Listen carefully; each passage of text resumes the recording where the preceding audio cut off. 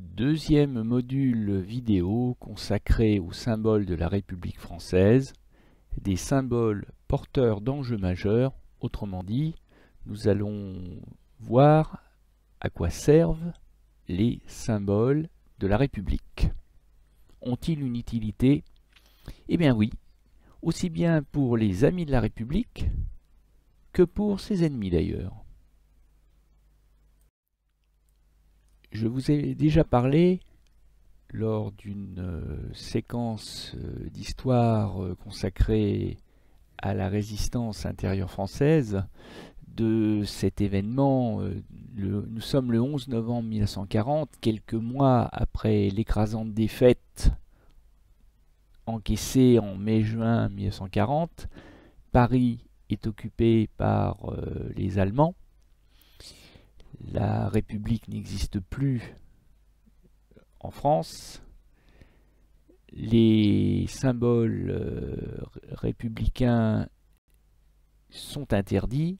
Drapeaux tricolores, marseillaises sont interdits, tout simplement parce qu'ils sont un symbole de cette République détestée, de cette démocratie haïe par les nazis, mais aussi et surtout parce qu'il s'agit de symboles patriotiques, de symboles qui servent à exprimer l'amour de la France, autant que l'amour de la République. Et c'est pour cette raison que des adolescents, puisqu'à l'époque la majorité est à 21 ans et qu'ils ont moins de 20 ans, des centaines de lycéens, dans leurs plus beaux habits, vont se réunir illégalement le 11 novembre 1940, au nez et à la barbe de l'occupant, pour aller honorer la tombe du soldat inconnu sous l'Arc de Triomphe, ce qui est un pied de nez à bien des titres adressés à l'occupant. D'abord parce que cette manifestation est illégale, ensuite parce que l'on ressort des greniers où ils sont cachés les symboles républicains et patriotiques que sont les drapeaux tricolores. Ces jeunes gens vont aller aussi entonner la Marseillaise, autre symbole interdit par l'occupant. Et enfin, le 11 novembre rappelle certes le sacrifice des soldats morts pour la France, mais il rappelle aussi la défaite allemande du 11 novembre 1918. Et donc, les symboles républicains, en tant que symboles patriotiques, permettent de mobiliser la population, permettent aussi de résister à l'oppression, qu'elle soit nationale ou d'origine étrangère. Le régime de Vichy a évidemment interdit les représentations républicaines de Marianne. Le régime de Vichy a néanmoins conservé le drapeau tricolore et la Marseillaise, non pas en tant que symbole républicain, mais en tant que symbole patriotique. Même si la photo est en noir et blanc, on reconnaît sous l'Arc de Triomphe le drapeau tricolore longtemps interdit et qui flotte à nouveau. Nous sommes à Paris, nous sommes le 26 août 1944. Le général de Gaulle s'apprête à défiler triomphalement sur les Champs-Élysées. Paris a été libéré la veille par la 2e division blindée du général Leclerc, qui est au centre de la photo avec sa canne. Nous l'avons étudié lors d'une séquence d'histoire précédente. Et cette illustration, cette photographie nous rappelle que lors d'une grande victoire militaire, eh bien, le drapeau tricolore sert à célébrer la victoire de la France, mais aussi, dans le cas présent, le retour de la démocratie, des libertés, des droits de l'homme, bref, le retour de la République. La victoire du bien sur le mal, pourrait-on dire. Dans un contexte beaucoup moins dramatique, beaucoup plus joyeux et festif, les symboles républicains et patriotiques, en particulier le drapeau tricolore et la Marseillaise, peuvent aussi servir à célébrer une victoire dans un domaine sportif, comme par exemple les centaines de milliers de personnes qui se sont massées sur les Champs-Élysées à Paris ont fêté la victoire de la France lors de la Coupe du Monde de football le 18 juillet 2018. Voilà, un exemple parmi d'autres, effectivement, de l'utilisation joyeuse des symboles de la République. Mais l'utilisation des symboles républicains ne se fait pas toujours dans un cadre festif et joyeux, bien au contraire.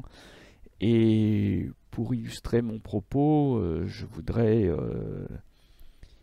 rendre hommage à Benjamin Régnier, ce jeune artiste qui, à l'âge de 21 ans, ce graphiste qui, à l'âge de 21 ans, au soir des attentats de Paris du 13 novembre 2015 qui ont ensanglanté la capitale et la République, rappelez-vous, c'est le soir des attentats du Stade de Paris, du Stade de France, mais aussi du Bataclan et des terrasses des cafés et restaurants de Paris.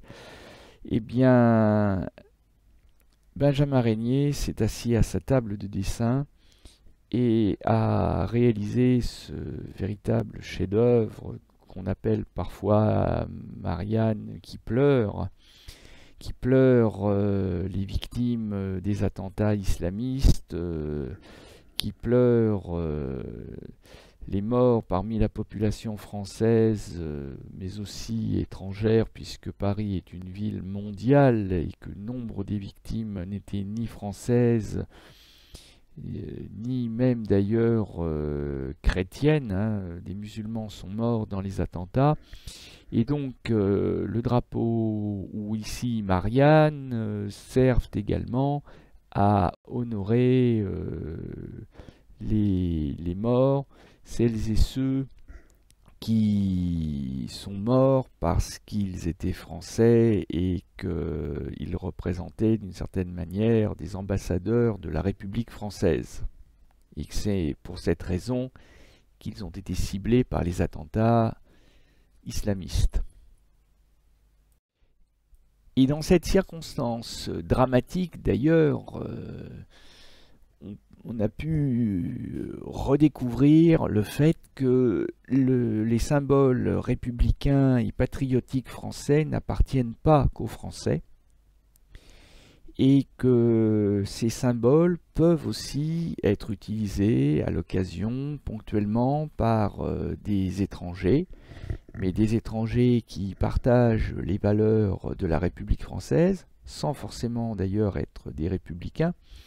Et je pense par exemple à ces Anglais, qui sont pour la plupart des monarchistes convaincus, mais qui sont aussi des démocrates, mais qui sont aussi des amoureux de la liberté et de l'égalité, sinon de la fraternité, et qui, pour faire preuve pour exprimer leur solidarité et leur compassion envers cette France agressée, marquée dans sa chair par les attentats du 13 novembre 2015, ont entonné à l'occasion d'un match amical Angleterre-France dans le stade de Wembley à Londres, ont entonné à plein poumon la Marseillaise. Il faut dire que les attentats s'étaient déroulés quelques jours seulement auparavant et que l'onde de choc de ces attentats s'est répandue dans le monde entier. Donc les étrangers, par solidarité, un peu partout dans le monde, ont arboré des drapeaux tricolores, ont chanté la Marseillaise, ont exprimé leur compassion et leur solidarité. Mais les symboles républicains et nationaux, patriotiques français peuvent aussi malheureusement être utilisés par les ennemis de la France ou les ennemis de la République, ou tous ceux qui ont à reprocher à la République française quelque chose.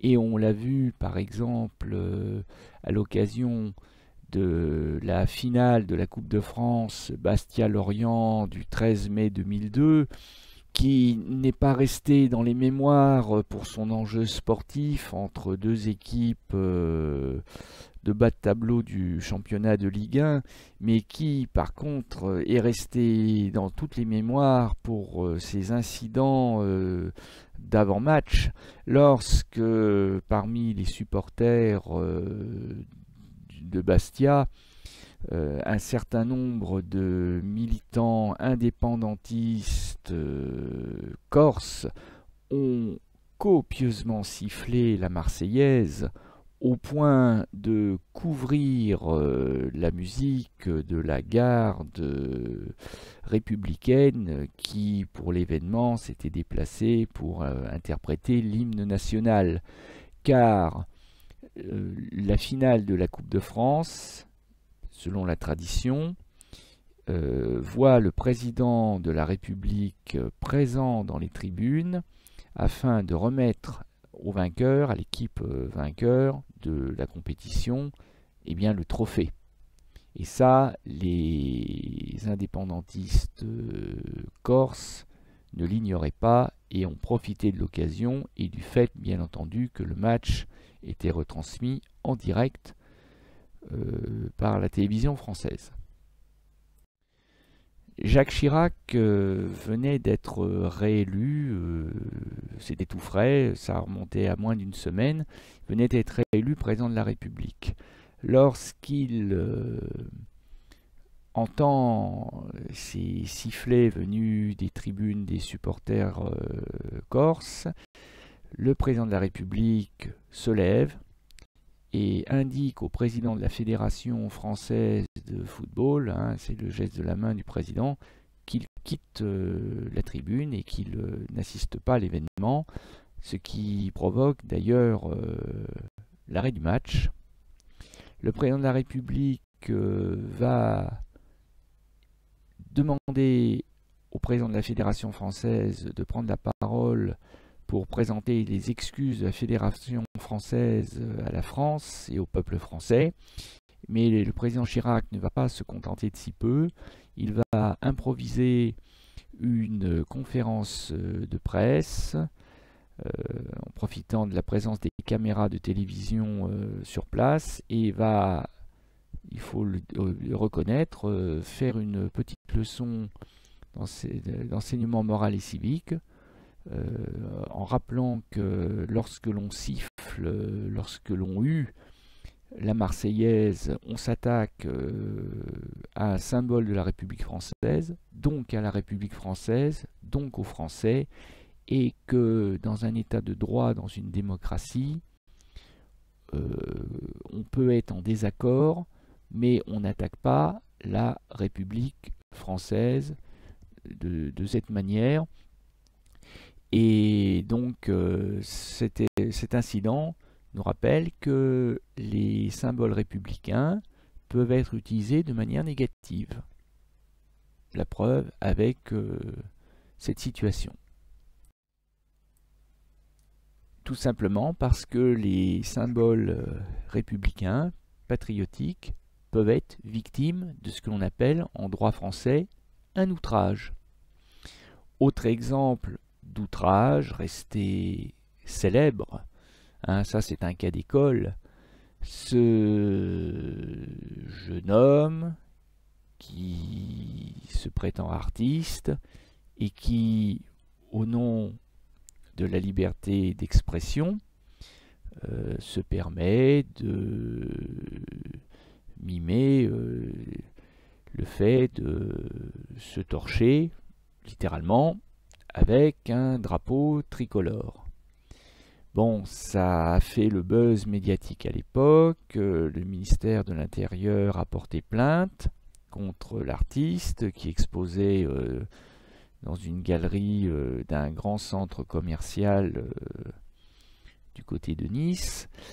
Le ministère de l'Intérieur a été débouté par la justice française qui a fait valoir le droit à la liberté d'expression artistique, certes, mais néanmoins la conséquence a été que le législateur, c'est-à-dire le Parlement, le pouvoir législatif, les députés et les sénateurs, se sont emparés de l'affaire et ont décidé de sanctionner pénalement les outrages caractérisés soit à l'hymne national, soit au drapeau tricolore, puisque ces deux symboles sont nommés explicitement dans la loi.